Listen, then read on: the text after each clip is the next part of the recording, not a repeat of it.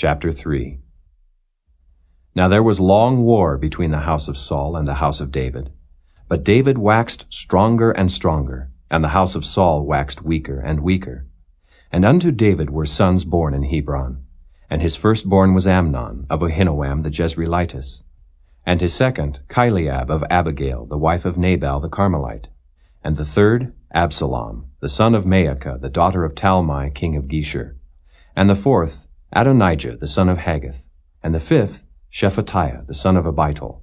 And the sixth, Ithream, by Eglah, David's wife. These were born to David in Hebron. And it came to pass, while there was war between the house of Saul and the house of David, that Abner made himself strong for the house of Saul.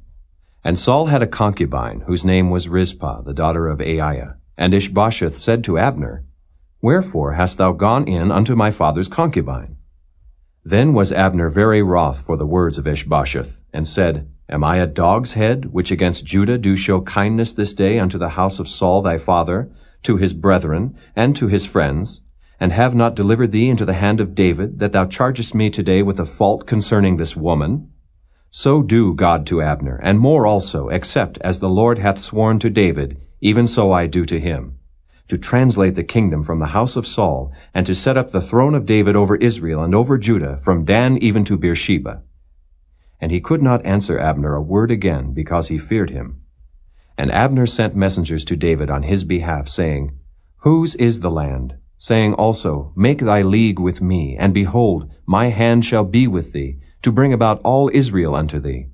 And he said, Well, I will make a league with thee.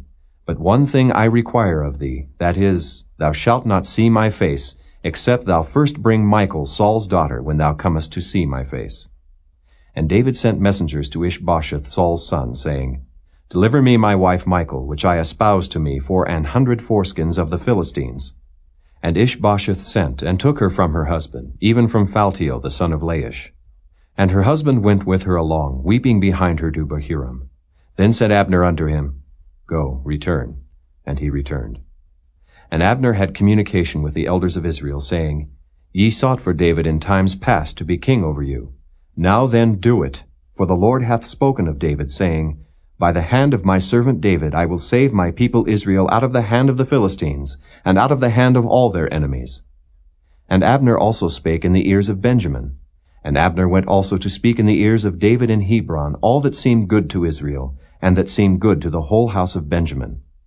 So Abner came to David to Hebron, and 20 men with him. And David made Abner and the men that were with him a feast.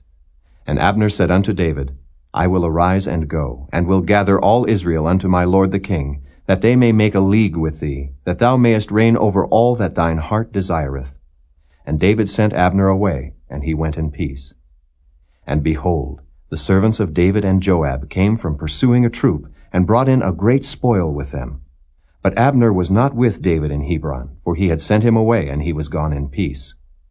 When Joab and all the host that was with him were come, they told Joab, saying, Abner the son of Ner came to the king, and he hath sent him away, and he is gone in peace. Then Joab came to the king, and said, What hast thou done? Behold, Abner came unto thee. Why is it that thou hast sent him away, and he is quite gone?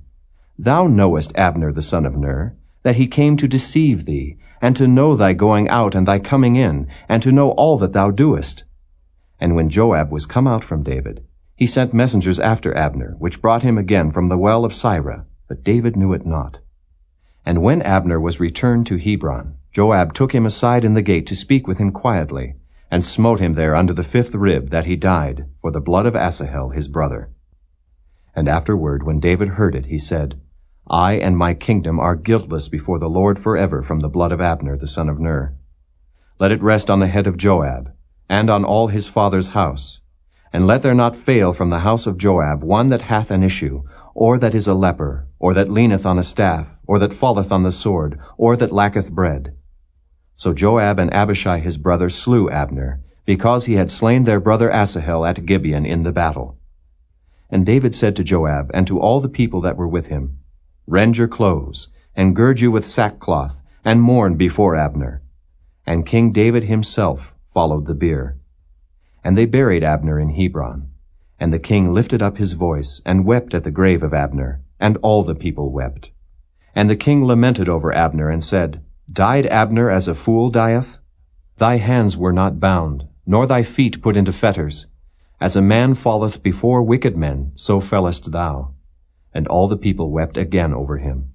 And when all the people came to cause David to eat meat while it was yet day, David sware, saying, So do God to me, and more also, if I taste bread or aught else till the sun be down.